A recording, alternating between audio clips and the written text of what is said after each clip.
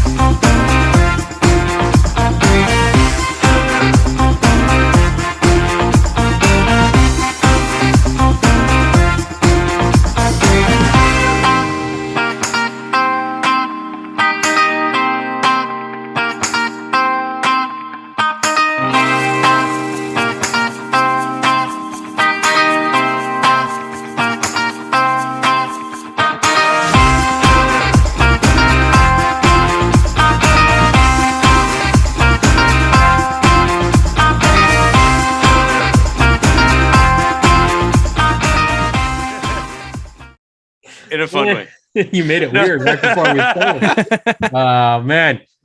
Hello, everybody. Welcome to the Stickers and Scuffs podcast. Cam K, the goofy Graydon Bun, always making us laugh right before we're supposed to start and be serious and everything. And then we're bringing the listen, I like to call people legends because they do amazing things in this racing world. And, JoMo is on the show today from JoMo's Media and Promotions.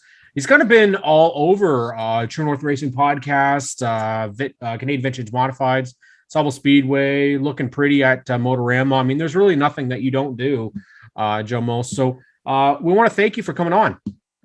You know what, man? It's been a pleasure. I know we've been trying to get me on here for a little bit here now, but hey, you know what? I'm glad to be here. Well, we definitely wanted to talk with you because, you're doing something that is near and dear to our hearts. It's exactly what we're doing, and that is covering Canadian motorsports. But JoMo, we got to start off with a very, I like to know backstories from people because, listen, Ontario, Canada, the reality is we're a hockey country. That is what we do here, and I liked hearing how people got into motorsports, whether it's a family, whether they saw it, whether it was diecast, whatever it was that brought them into it. So, JoMo, how was it? What started it for you? Well, it's definitely a full circle, I guess you could say, almost event here. First time I ever been to a racetrack was actually Flamborough Speedway back when I was probably about 8 or 9 years old. My mom worked for Choice Hotels Canada in Mississauga, and one of the IT guys in that building raced. This is where my mindset gets fuzzy here. But it definitely reminded me of a asphalt sprint car. Now it could have been, I'm not recalling anything, but I remember he had an open trailer. It was, he brought it on a, big old transport truck, flat deck trailer, like insane. And I can't remember anything about it, but that's how I first got involved in it. Went to a couple different races, Barrie, Sunset, and then kind of got out of it. But I've always had an investment in cars, interest in cars. Since then, and my mom dated a guy in Ohio for a while, and there was Toledo Speedway 5 minutes away. Hold on, she dated the guy for 5 years, or about 2 to 3 years.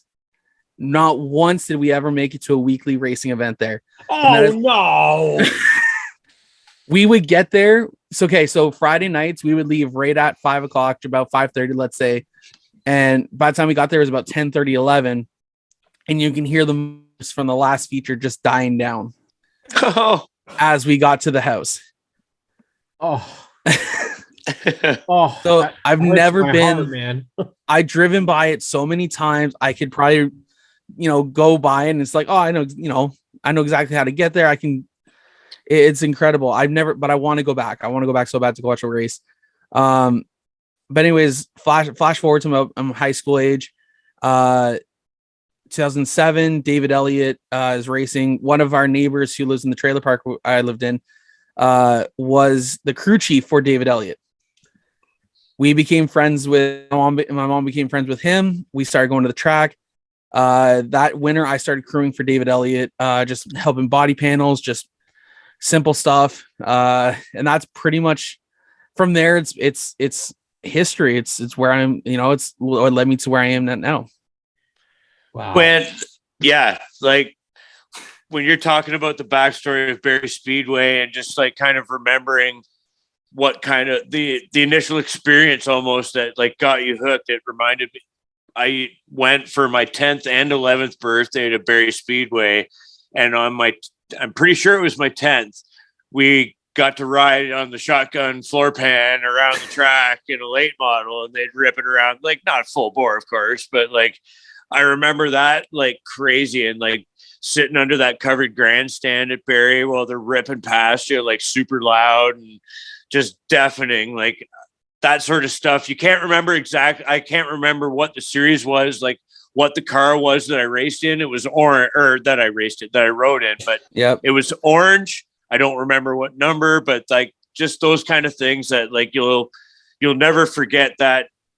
And like just that whole thing. Right.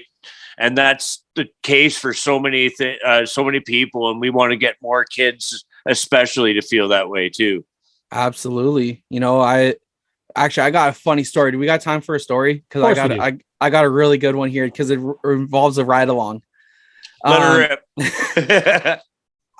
So back in 2000, we were running Pennzoil. So I was between 2009 to 2014-ish, I want to say. Mm-hmm. But I think it was 2011.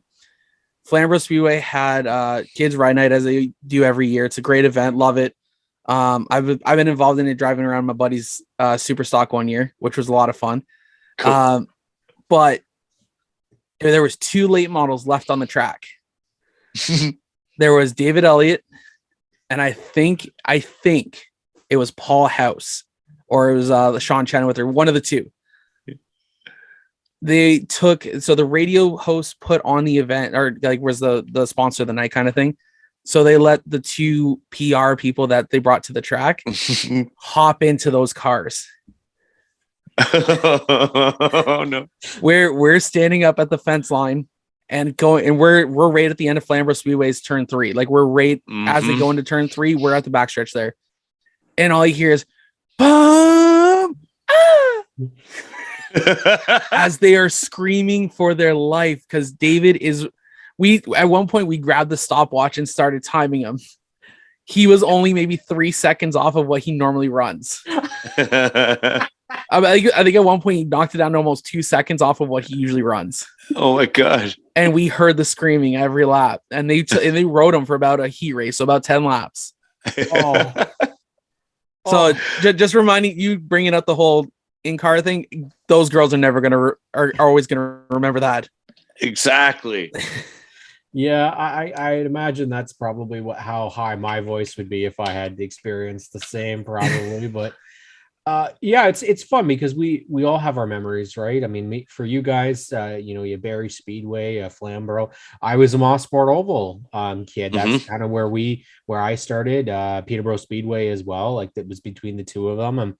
Very first race my dad took me to was, I have no idea what it was. It was like a combination of all different types of cars, and my dad told me we were going to help clean out a friend's house that he was moving, and I needed to wash dishes. that's what his cover was. And then we ended up going to a racetrack instead. And he created a monster. And I mean, it's all his fault that I waste so much money on racing stuff. I mean, I could have been much, much richer, and I'm sure they would have as well. But it's those type of things. It brings you, and that's where it hooks you. That's why it's so important that what you're doing right now, JoMo, is so important, because it is exactly why we wanted to do this as well. You're bringing in the younger audience. We're bringing in people to talk about motorsports. But for you specifically, when did you make the decision? I'm going to do a podcast and it's going to be about this, because there's a lot of things that we could talk about. You could talk about Formula One, you could talk about NASCAR down south, but why did you decide to focus on Canadian motorsports, and why did you decide I am going to host the True North Racing podcast? Well, this is kind of is really a funny story. So when I first started JoMo Media, was in the middle of the pandemic. It was June. June is when JoMo Media first launched. But I was stupid and I went out and bought a PS4. Instantly got NASCAR Heat 4. I know that because there was nothing to do. Right. There was nothing to do. I was picking up odd jobs, helping out friends, whatever I could to make some extra money. Yeah. But I'm like, you know what? I need something to actually enjoy myself. So I picked out a PS4, started racing, got involved into online super dirt car league on NASCAR Heat 4. And I ended up meeting a guy from Friendswood, Texas, Logan Dillon. Him and I became real good friends. He runs I think it's called a micro sprint, a turf car. That's what it's called. Down in Texas. And we were just spitballing. I was like, man, I don't want to do this anymore. I don't want to crew anymore. I want to do a lot more of the media side of it. I've been doing media since about 2018 with some friends, helping their stuff out. And that's January. I got hooked up with the CVM, started doing their stuff. And I was like, hey, I want to do JoMo Media and promotions. It was one, I wanted to get more racers known. I didn't care how I was going to be able to do it, but I wanted to have this avenue for these racers to get their sponsors out onto a web page. Obviously the web page, website just started now, but a place for drivers to let me know where they're racing, share it, get out more views, their results. How often do we not see results from tracks? I'm guilty. I run Sauvel's media social media pages. I can't get to it Sunday morning. Sometimes I can barely. Sundays are packed with stuff I got to do for the family. I can't use something to get it out till Monday or Tuesday. Well, Sunday night I record the podcast. I'm up till 2-3 o'clock in the morning. Right. So the whole podcast deal was, it's kind of funny because I started that as a way for them to get to social media, to again have a spot where now they can go take it to someone and sponsors like, hey, look, we were on a podcast, we can talk about you, that's why I've had Wally Wilson on 3 times. I've had Cameron Thompson on, I think 3 times as well. I've had guys come on and it helps their sponsors. And to me, that's what helps the sport. And hell, I had a CVM guy just tell me that all his sponsors are returning next year because of the stuff I helped him with. Oh man, that's got to make you feel pretty damn good, right? It does.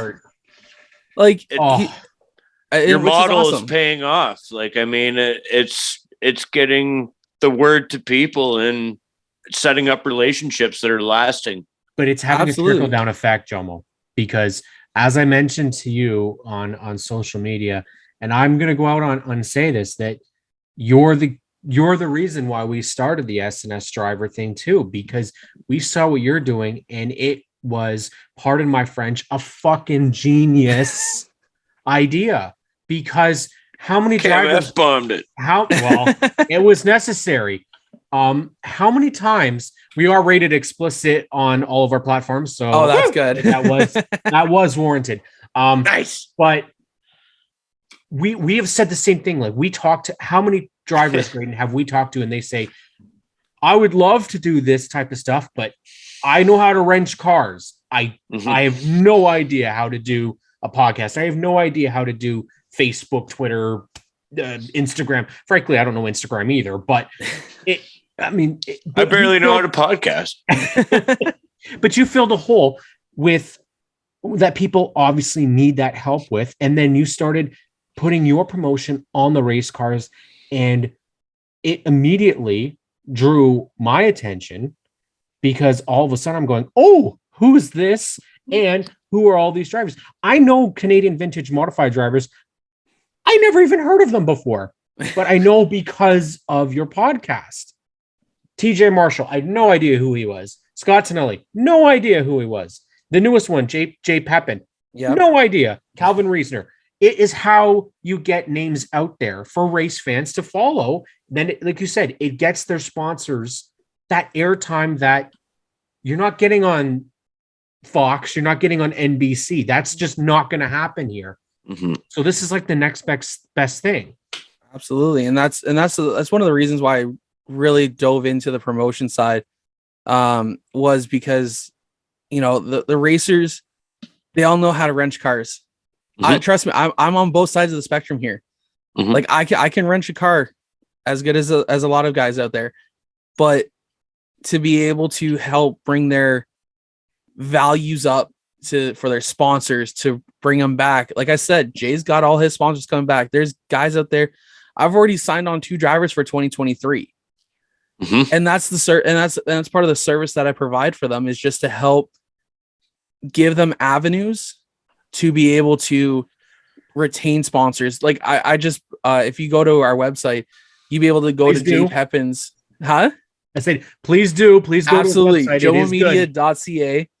And if you scroll down to Jay Pepin's, I've started already rearranging how 2023 is going to look. Mm-hmm. So to briefly do it, I had all the guys' names, where they race, and all their sponsors. Now, if you go to Jay's page, he's got his episode of the True North Racing podcast. He's got all his sponsors, and I'm going to be able to link them up to their websites. He's got his car, he's got his where he lives, the division he runs, his crew's even on there. Nice. And at the bottom, I even have a photo reel for him of all the pictures I took from the past year. And it's just, again, one, it's going to bring his sponsors to his page. He can even use it as a website. Yeah. So I'm going to essentially set up a blog section on his page, is right. Let's say May 15th next year. Okay. Race 1, P7, race 2, P5. And I'll have his race results right there on his page. And again, when then he can send that to his sponsors, and who's going to love it? His sponsors. And that's what we want to see. I'm speechless.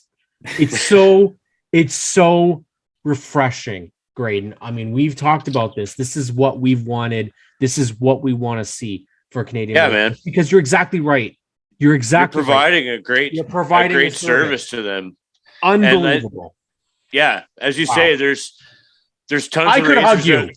You. I could hug you. My goodness. There's tons of racers out there who can wrench a car, like you say, and you're fortunate and skilled enough to play on the other side of the fence, if you will, with the media and promotion. So you can put yourself in their shoes, and that probably, I would assume, make you feel what they're feeling, if you will, and have that much more invested in it. You're exactly right, though, because I've spent years just watching lap after lap. So like I can tell certain things on cars. I can go up to you instead of other guys. They'll go up to like, what happened? Oh, we just snapped it loose, ball joint broke. Da da da da. It's like, oh, what's a ball joint? Right? There's people in the media side who don't know what it is. Mm-hmm. Sorry, Cam. I wasn't poking fun of you. I'm perfectly willing to admit that. where I can go up to them. One, I'm also still not afraid to get dirty. If I got nothing in my pocket, I'm not on my way to do anything. I'll go and jump in where I can. Yep. A lot of times I'll just stay back because teams are doing team stuff. Mm-hmm. But if I see something, usually there's a chance you might catch me.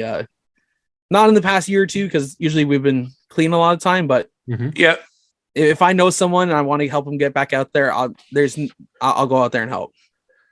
There's couple guys that I think we've both kind of mutually gotten to know, Joe and Chris Lawrence. Talk about your relationship with them, because those guys got to hang out with Chris a little bit at the Fall Brawl weekend and sat with him in the grandstand for a bit.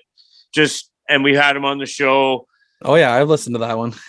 Down to earth, like, just, you could tell by like his post too, like where he's flipping cars and picking up new ones and building new ones. Just the guys, that's his drug. But I mean, it's fortunate for racers, and probably next year guys like me, that he does stuff like that, because oh my God, like that passion, it's the same mentality though. Isn't it, Graydon? That's exactly what I was getting at. Same mentality. Like Joe or John, you got that. Like we how have did you guys it in find our each own other? way. Yeah, like Match made in heaven. So Yeah. the funny thing about that is that last year. So I'm already preparing up. I'm taking about the next month off here just to finally cool down. It's been a busy summer, especially covering, keeping up with my stuff, CBM, Sauble Speedway. It's been busy. The next episode we're already going to work on here is our champions episode. So we're going to gather as many champions as we can, set them all up, give them about 10 to 15 minutes, give them a chance to thank their sponsors, talk about the race season. Just a nice little something to decide with. Again, return on investments for their sponsors. It helps. Sure. So last year, Chris won the bone stock division at Delaware Speedway. Well, I reached out to Chris and said, hey, Chris, I'm doing a champions episode. Would you be willing to come on, talk 10, 15 minutes? We'd love to have you on. Absolutely, man. Perfect. I'm like, sure. Here's the date. Here's the time. We talked. And after the conversation, I'm like, and again, this is back before we had our co-host on. So as I was waiting for the next one to load in, I'm like, I need to get him on for a full episode. I really do. And so when I started in January of who I'm going to bring on, who I want to bring on for the next year, Chris was at the top of my list. And so I reached out to him, hey, Chris, like, this is when I'm starting. Would you be willing to be our first guest of the year? Yeah, man, absolutely. It would be perfect. I got a program I want to talk about. I'm like, perfect. Let's get you on. And I signed, got him up. And we had a great conversation. I didn't think you I can't remember what episode number it was now, because it's back. I think it's 48. Episode 48 of the True North Racing Podcast is with Chris Lawrence. Go check it out. It's on Spotify. And I'm sorry for plugging my own show here, guys, but no, man, no. You plug away. That's what this is for. That's what our model is all about. Whether it's drivers or media member, plug your stuff away. We're all friends here. We're all friends. Absolutely. But yeah, like once I got Chris on and started chatting with him, it felt natural, man. Like, I loved what he was doing for the bone stock division. I've been a big advocate for him trying to get to 50 cars. I'm hoping, you know what? Damn it. Someone needs to get down there and make 50 cars. Like, absolutely. Chris is going to bring 10 of his own. Hey, I can join you. I got a helmet right there. I don't know, guys, but an SNS JoMo team up sounds pretty cool. That'll be some real Ricky Bobby stuff there. There you go. Big Shake time. And bake. Shake and bake, boys. Let's go. God. Oh my God. BT Racing presents SNS and JoMo. Yeah. Right. I mean, listen, that mentality it's so refreshing, because it's, you know why? Because you and Chris have the same vision. It's the same vision that we have. Yeah. We are all the same belief. Like this racing can succeed in Canada. We just need to kind of help push it a little bit more, because we've talked about this. Like, it's never going to get the love from the media that hockey will, or basketball will, or football will, or baseball will. Right? It's a tough sell. Why decide to do kind of all these type of interviews with these drivers in the first place, though? Because you could have done just the promotion side of things. You could have just been, hey, let's do the social media side of things. I'm curious to was it the personal relationships that you had built with drivers at the racetrack, or was it all these guys are really nuts and crazy and people need to hear this? Or is it simply the fact of there's a hole here and we need to promote it? You hit the nail on every single one of those right there. Like, even the crazy one. Absolutely, man. I will. Okay. Here's the thing. Super stocks run 8-inch tires. They still got some tread. 602. They're heavy. Ridiculous. I love the amazing cars. Sound awesome too. The same engine you can put into a super stock can also go into a Canadian vintage modified. Oh, now see, I didn't know that. That is pretty cool. I think I cannot remember, and no one's gone back to me. I think even our tire width is smaller. I think it's an 8-inch still, but we're also treaded and we weigh lighter. Yeah, I was gonna say, what do you guys weigh? Power to weight would have to be I put my rule book away, or else I'd be pulling it. Or I'd pull it out right that's now. okay. It's back just behind off screen here, but I But I have the point rule being, book. like, power to weight would be pretty insane. Oh, it's ridiculous. Oh man. And like, we still got guys who run inline 6s. There's only a handful of them, but tough, but like indestructible. No, but when they Well. grenade. Yeah, like they go big. Oh yeah, they don't do nothing small. I'll tell you that much. Yeah. But but you're absolutely right though. Every single driver I've met is crazy. Every single one of them, from Chris Lawrence down to Caitlin Wallace, over to Megan Mitchell, Yep. up to I've talked to JR Fitzpatrick. Like all those guys, they're just nuts. And Yep. I haven't had many dirt guys on, which I'm looking to get more on here soon onto the show. We're the same. But my buddy down in Texas, I've watched some of his racing. Actually, some of his racing just popped up on my memories from 2 years ago. And I'm sitting there watching, I'm like, man, you are so stupid for doing that. But I give you all the respect in the world. But anyways, back to your question. I felt there was a void in publicity. I didn't hear about many teams going out and doing shows. I didn't hear about teams going out and presenting themselves at their sponsors, or it seemed like the what kind of got you your sponsors were kind of dwindling. And what I wanted to do, so like, because I've been a part of that. David Elliott, he had multiple lengthy sponsors. At one point, because of the way racing was going, he wasn't able to take his car out to these places and for about 5-6 hours. It was just getting too unreasonable to be able to do it. Cost of everything was going up. There's a place in Mississauga here that they were on his car for years. I still go there. Delicious food, delicious breakfast place. But it's one of those things that we're not seeing that trend anymore of seeing cars out at shows. And this summer I had the opportunity, thanks to a friend of mine over at Tailored to You. She does mall markets, artisanal markets. You know, guys know what I'm talking about. Yep. She runs one of them. Well, she invited JoMo Media and as well as many drivers and cars as we could to come out. Oh, that's wicked. Awesome. So I had, we had about 6 cars. We had six or 7 cars, and we had, I want to say, about 11 to 14 drivers. Nice. Come out that day. And again, not much activity around, but again, we got out.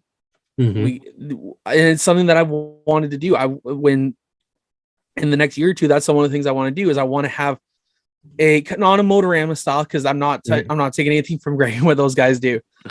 But what I want is for a chance for our drivers to be able to promote their cars, promote their divisions, and get their sponsors involved. So I want to host a car show for all JoMo Media drivers who sign on with JoMo Media for the year. We get a fairgrounds. I've already got a fairground in mind, so I already have stuff kind of laid out. But I want them to bring their cars and invite every single sponsor of theirs. And in a certain area, they're going to have their car in the center of it, and then their sponsors will outline the car. Man, that's awesome.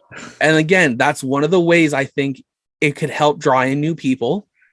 Yep. Because now, again, JoMo Media drivers, they're now getting to know other JoMo Media drivers. Mm-hmm. And that was my mindset is sometimes, because we're so close-minded, is Yes. the Flamborough, we know Flamborough. Yeah. Sunset, we know Sunset. We Yeah. had people at that show who were from Sunset, who were from Peterborough, who were from Flamborough. We all mingled. And then when we left, we started following them more often. We started talking to them. And that's one of the reasons why, again, I want to do this car show on a bigger scale and have people come in and drivers, and again, invite fans out. In that way, it's something for the community. Yeah. Because I'm big on community. I love communities. It's great for racers. It's great for their sponsors, because those are the three things we need. Because if we can get little Timmy, who's never been to a racetrack because they live an hour and a half away from the nearest one, it is a great opportunity for them to see a race car up close and personal, possibly have a seat in it, and create a lifetime fan, all from a 10-minute interaction. Absolutely. And we know that that's how you get those fans, because that was all three of us. Yep. That's what hooked me. My first gas car race hooked me. Seeing Don Thompson Jr. signing posters. I thought he wasn't, but I thought he was like Dale Earnhardt, because it was the black number 4. Yep. It was home hardware. He had the shades and he had a stash. Way to goatee at the time. But still, he was still the cool guy. Then we had the young guys at the time, or at least they were young to me, DJ Kennington and Brad Graham. And I thought they looked so cool. J.R. Fitzpatrick, who was like, I don't know, like 2 years older than me. Like it draws you in. And you don't forget those memories. I still remember the very first race I went to. Graydon, you said you remember the first race that you went to. JoMo, it's the same thing. This type of idea is what I like to hear, because you know what? Exactly what you said is that they all need it. Well, everybody needs it, from the bottom, the smallest divisions of the micro sprints, all the way up to what we have said for a long time is the NASCAR Pinty Series. I work in downtown Toronto. I would love to see 4 or 5 NASCAR Pinty Series cars at Dundas Square. Oh, because promotion of having those cars in the middle of the city like that. You start like New York. Start those cars. Exactly. But like that's what they do. The NASCAR Cup Series for years did the what is it? The drive through New York or whatever they used to do. And the now Victory Lap. The Victory Lap. And they do it in Nashville, right?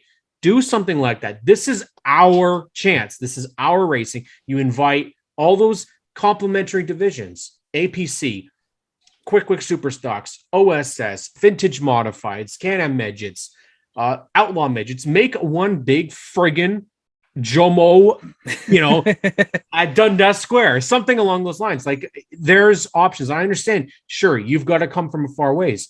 But one thing that's very, very different is that the amount of branding on these cars is not what it was 20 years ago, 30 years ago. It is never going to be like that anymore. No, it's just not. I mean, we'd all love to say that we're going to go out and get the multi-million-dollar sponsorships. It's not that simple to do that. So go out there where these companies and all the money is put. And I mean, I'm not going to go and shit on any other province or anything like that, or any other city. But let's be honest, Toronto is the hub of Ontario where a lot of friggin' money is, right? Absolutely. So if they're not going to come to us, we go to them, right? Like, it's exactly what you're saying. If the community isn't going to come out and see us, well, maybe they just don't know that we're there. Exactly. So let's go out and mingle. It is genius. And I'm just getting so pumped up because it is. I love this idea. I absolutely love it. And I don't know why we didn't get you on at the friggin' start of the year, because we could have done so much. I know, I love it. I love it. I swear to God that there's this new and exciting group of people involved in motorsports right now. It's bringing more passion than I think we've ever had. I mean, I agree with you. I think that we saw, and I don't know, you would know a little bit more about Flamborough. Yep. What was the crowd like this year? did we see an increase in the crowds? Because I felt throughout the year that coming out of the pandemic, I expected things would be awful. They didn't look like that this year. It's okay. So the one thing you got to understand about Flamborough is the fact that there's a lot of seatage. There's a lot. It holds a lot of people. So you could have 1,000 people, let's say, sitting up in those grandstands, and it'll look like from the pit sides, it'll look like 400 people, 300 people. Okay, so that's the one thing I always have to tell everyone is, like that's a great point, though. That is a good point. It holds like 9,000 people or something like that. It's some ridiculous. I don't even know. And they got that VIP turn 1 tower, right? That's it's got a fairly enormous capacity. Oh yeah, it's massive. It's got a huge capacity. Grandstands from turn 4 to turn 1, no breakage. Like it's incredible. So yeah, you can get 1,500 people on a regular night, and you get people in the pit sides going 1, 2, 3, 4, 5, 6, because it's sometimes it's funny. It's fun to look like point at. Now, have I seen an increase? Absolutely. And of course, whenever the APC series rolls in, OSS, I've noticed, Can-Am midgets, they draw people in. Those are our big draws because a lot of either people are local to the track and they know, like a Sean McGlynn or one of those guys, right? They know them, or Connor James. I think Connor lives out that way too. It draws people out because, hey, I know that guy. I know he'll race Delaware or Sauble or whatever. And here he is at Flamborough. It's our chance to go see him. He's only 30 minutes away. Yep. Right. So on those bigger nights, you're going to have a bigger crowd. Weekly, week to week, we did. Well, obviously the last night that was weather got in the way. Right. Weather got in the way. I'm telling you that right now. Because I'm one of those guys. I do not put on a sweater or pants at the racetrack. I will suffer as long as I could. Last race on September 24th, I got through first practice and I was like, not this year. And I threw on a sweater. I still wore my shorts, but I did throw a sweater on. My man. Yeah. I we obviously we have a lot in common, and we absolutely are blessed to have such a great friend in you. And one of the things that's very fun about all of this is that we do have almost a partner in crime, because we had 3 podcasts that really kind of popped up all around the same time. You started in, what was it? You said July 2020, I believe you said? Nope. First episode dropped early November of 2020.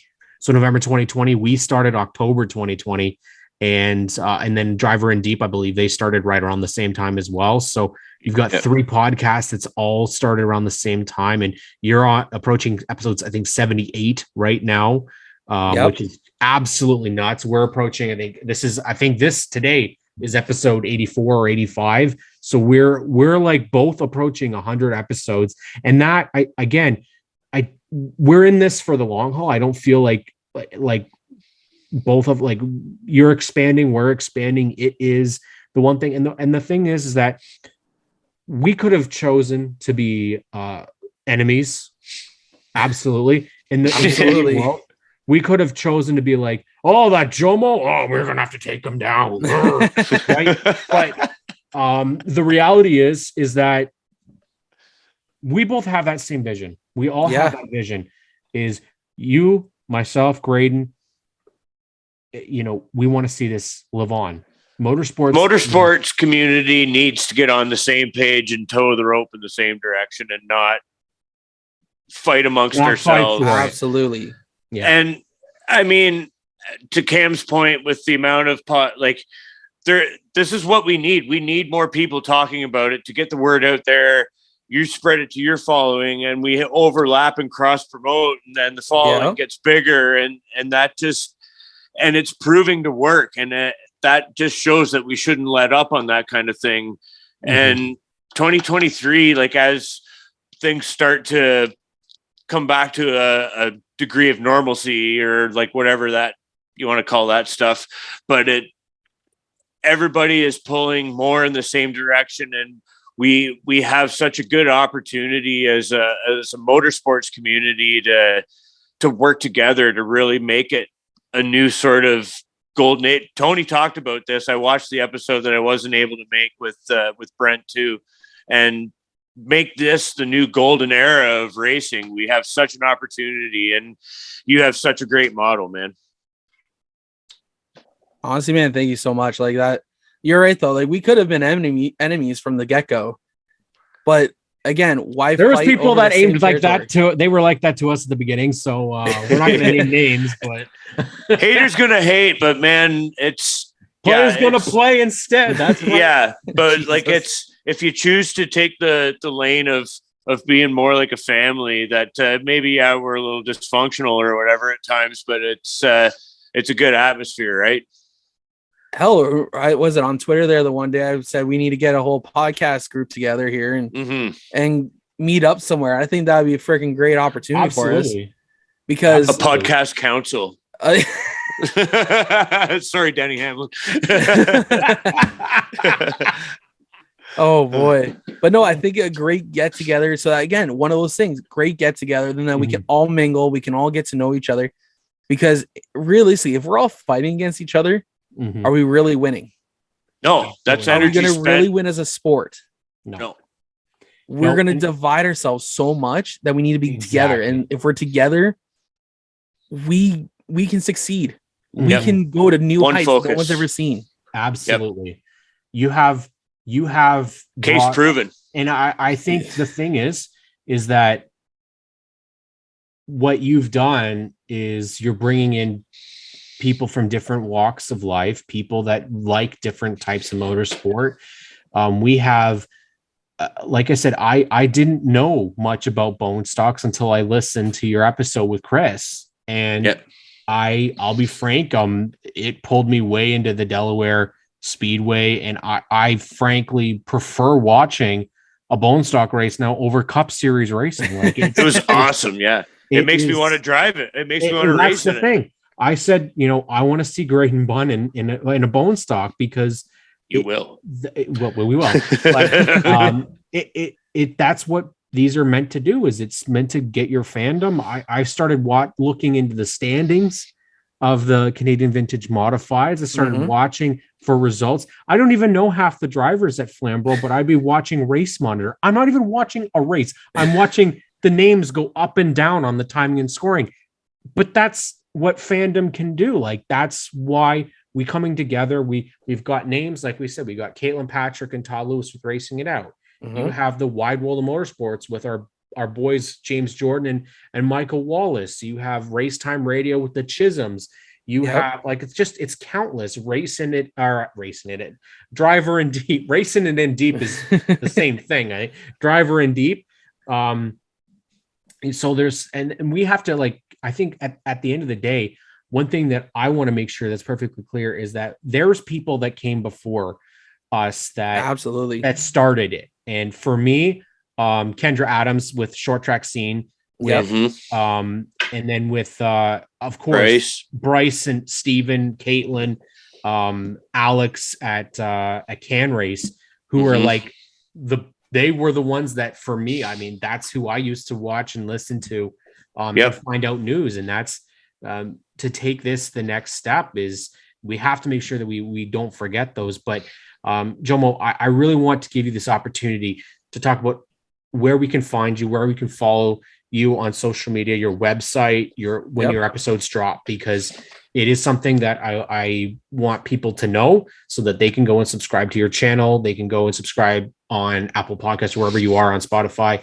I personally just watch the YouTube version because I like to watch you guys, not in a creepy way at all. That was an awful thing to say, but I just want to see how long you guys can go, because you've with Feeny, man, holy crap, you guys could talk for 6 hours and record it, man. Like, you guys also set the bar, and that's what I mean. Like, we talk a lot, but we don't talk, like, you guys can go. Like, you guys go for hours and hours and hours. Meanwhile, me and this guy over here, like we can talk about anything, but then we get tired, you know. So the fact that you guys are able to put on such a good product for a long period of time, it also bodes well, man, because you guys are so casual. It's so chill. It's just kind of like, you know, I want to listen to this and I want to go, you know, go have a nice, you know, beverage and just kind of think about all my racing stuff and learn about racing, especially like your Calvin Reasoner episode, man.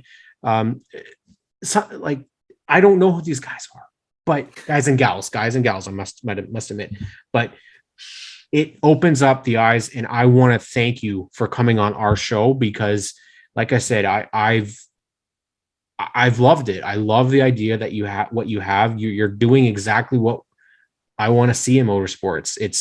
And like I said, we credit you for the SNS drivers thing, right? Like your idea, man. And I think every podcast should aim for that because it just opens the door up for more people to get involved and do more. You know, I absolutely love what you're doing.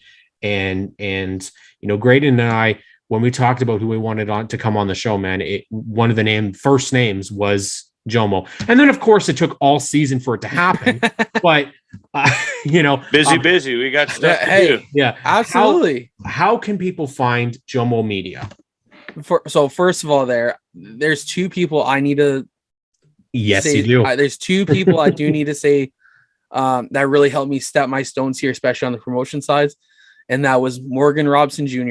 Mm-hmm. He is now a crew chief and owner of the number 9 mini stock up at Sunset Speedway. He did promotions for a while. And I also got to give a big shout out to Dan Cabral of Cabral's Racing Promotions. Yeah. Both of those guys, I seen what they did. I thought it was great what they were doing.